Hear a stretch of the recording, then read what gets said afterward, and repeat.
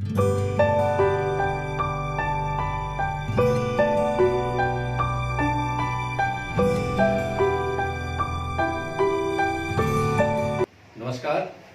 मैं डॉक्टर अमर सिंह साहू, सहायक प्राध्यापक भूगोल, बाबू छोटेलाल श्रीवास्तव, शासकीय स्नातकोत्तर महाविद्यालय धमतरी। आप सबका हार्दिक अभिनंदन करता हूँ। आज का मेरा विषय है एमए द्वितीय सेमेस्टर, चौथी इकाई सामाजिक भूगोल। सामाजिक भूगोल में चौथे इकाई में है भारत में सामाजिक नियोजन। आप सब जानते हैं कि 15 अगस्त 1947 को हमारा देश आजाद हुआ और आजादी के बाद हमें विकास कार्यक्रम अमल में लाना था, लोक कल्याणकारी राज्य की स्थापना करना था। इनके लिए नियोजन बनाने की आवश्यकता हुई। नियोजन को हम दो भाग में बांट सकते हैं, एक सामाजिक नियोजन और दूसरा आर्थिक नियोजन। लेकिन सामाजिक नियोजन भी आर्थिक नियोजन में जुड़ा हुआ है, संलग्न है। प्रथम पंचवर्षीय योजना की शुरुआत देश के प्रथम प्रधानमंत्री पंडित जवाहरलाल नेहरू के निर्देशन में 1 अप्रैल 1951 से प्रारंभ किया गया, जो अनवरत रूप से लगातार 12वीं पंचवर्षीय योजना तक चलते रहा। और इन विभिन्न पंचवर्षीय योजना के माध्यम से हमारे देश के सभी वर्गों के विकास के लिए अनेक योजनाएं लागू की गई, चाहे वह देश की महिला हो, चाहे वो श्रमिक हो, चाहे देश के बच्चे हों, चाहे आर्थिक सामाजिक दृष्टिकोण से काफी पिछड़े हुए लोग हों। उन सभी को समाज की मुख्य धारा में जोड़ने के लिए केंद्र सरकार द्वारा पंचवर्षीय योजनाओं का क्रियान्वयन किया गया, जिनके माध्यम से योजनाएं सफलीभूत हुई और हमें बहुत कुछ उनका पॉजिटिव रिजल्ट देखने को भी मिला। चाहे हम कृषि क्षेत्र की बात करें, औद्योगिक क्षेत्रों की बात करें, इन योजनाओं के माध्यम से उत्पादन में वृद्धि हुई, लोगों को रोजगार मिला और यह कार्यक्रम अनवरत रूप से संचालित होते रहा। हम नियोजन को परिभाषित करने का प्रयास करें। नियोजन किसे कहते हैं? तो नियोजन का अभिप्राय स्पष्ट रूप से परिभाषित लक्ष्यों को, व्यवस्था को स्वीकार करना है, जिसके संदर्भ में सामान्य नीतियां निर्मित होती है। इसका संबंध ऐसी नीति की संरचना से भी है जो परिभाषित साक्ष्यों की प्राप्ति में सहायक हो। सारांश रूप में नियोजन समस्याओं के तार्किक समाधान और साधनों तथा साध्यों को समन्वित करने का प्रयास है। आइए अब हम सामाजिक नियोजन के विभिन्न पक्षों को देखें कि आखिरकार नियोजन की आवश्यकता क्यों है। तो कुछ पॉइंट मैंने यहां पर लिखा हुआ है, देखिए। पहला है बेरोजगारी निर्धनता। हमारे देश की जनसंख्या बहुत अधिक है, पढ़े लिखे लोगों की संख्या भी अधिक है और बेरोजगारी जो है अपना विकराल रूप धारण करते जा रही है। इन बेरोजगारों को रोजगार प्रदान करने के लिए नियोजन करना आवश्यक है, चाहे वह शासकीय सेवा का क्षेत्र हो, चाहे वो निजी सेवा का क्षेत्र हो। इन्हें रोजगार उपलब्ध कराना एक महत्वपूर्ण उद्देश्य है, पक्ष है। साथ ही साथ निर्धनता। आज भी देश के कई हिस्से ऐसे हैं जहां लोग निर्धनता पूर्ण जीवन यापन कर रहे हैं, तो उसे कैसे दूर किया जाए, उनके लिए पर्याप्त रोजगार कैसे उपलब्ध कराया जाए, इनके लिए नियोजन बनाना आवश्यक है। दूसरा है कुप्रथाओं का निवारण। हमारे देश के विभिन्न समाजों में आज भी अनेक प्रकार की कुरीतियां हैं, कुप्रथाएं हैं, जैसे दहेज की प्रथा हो गई, छुआछूत, साथ ही साथ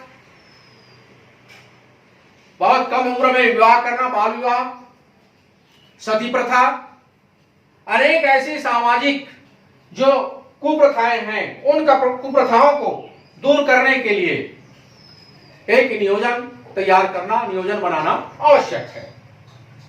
फिर भ्रष्टाचार।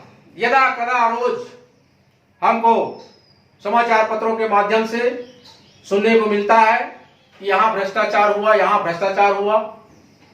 साथ ही साथ जो व्यापारी हैं, ये भी वस्तुएं देने में काटा मारते हैं या भ्रष्टाचार करते हैं, तो इनके निवारण के लिए कानून बनाकर उनको कैसे दूर किया जाए, नियोजन आवश्यक है।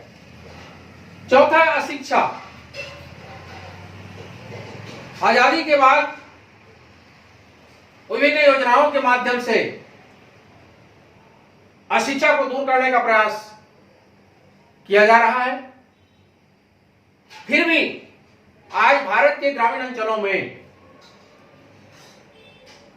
शिक्षा का विकास जिस गति से होना चाहिए नहीं हो पाया है, और शिक्षा के अभाव के कारण लोग जागरूक नहीं हो पाते, उनका शोषण होता है। फिर है पांचवा है स्वास्थ्य सुविधाएं, हेल्थ, स्वास्थ्य। हमारे देश में जिस अनुपात में जनसंख्या है, उस अनुपात में स्वास्थ्य सुविधाओं का अभाव है। पर्याप्त चिकित्सक नहीं है, चिकित्सालय की कमी है, जिनके कारण से लोगों को अनेक समस्याओं का सामना करना पड़ता है। इन समस्याओं से निजात पाने के लिए स्वास्थ्य सेवाओं का विकास आवश्यक है। चिकित्सकों की भर्ती, साथ ही साथ पर्याप्त रूप से मेडिकल फैसिलिटीज, स्वास्थ्य सुविधाएं देश के लोगों को मिल सके, ताकि देश का हर नागरिक स्वस्थ रहे। इसके बाद है अस्पृश्यता, छुआछूत की भावना। देश में अनेक जाति, संप्रदाय, धर्म के लोग निवास करते हैं। आज भी समाज के कई हिस्सों में छुआछूत की भावना है, ऊंचा नीचा। तो इस छुआछूत की भावना को दूर करने के लिए, अस्पृश्यता की भावना को दूर करने के लिए नियोजन की आवश्यकता है। नियोजन के माध्यम से हम समाज में समानता स्थापित कर सकते हैं और समाज का विकास किया जा सकता है। ठीक इसी तरह से अपराध, दिनों दिन अपराध की संख्या लगातार बढ़ते जा रही है। इस पर नियंत्रण बनाने के लिए, इसको नियंत्रित करने के लिए हमें कानून बनाने की आवश्यकता है, और कानून बनाया भी गया है, ताकि समाज में अलग अलग लूट मार, डकैत, हत्या, इनकी रोकथाम की जा सके। इसको कैसे रोका जाए, तो इसके लिए भी नियोजन आवश्यक है। इनके साथ साथ सामाजिक अपराध, फिर जनसंख्या नियंत्रण एक महत्वपूर्ण और कारक है। आगे जनसंख्या नियंत्रण, आप सब जानते हैं कि आज देश की जनसंख्या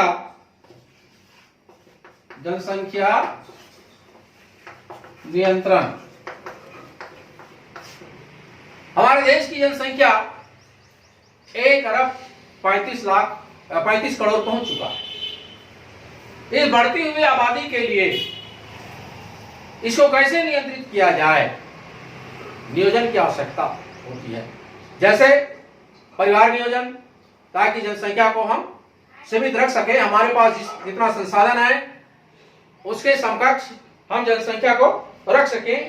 और साथ ही साथ अंतिम पक्ष के रूप में मैं कहना चाहूंगा सामाजिक रूढ़ियां और अंधविश्वास, ये रोड़े हैं सामाजिक विकास में, तो इनके लिए नियोजन बनाना आवश्यक है ताकि हमारा समाज जो है विकास की दौड़ में इन नियोजन के माध्यम से आगे बढ़ सके।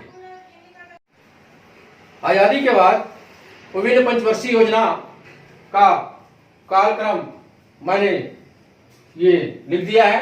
देखिए, प्रथम पंचवर्षीय योजना की शुरुआत 1951 से हुई, जो 1956 तक चला।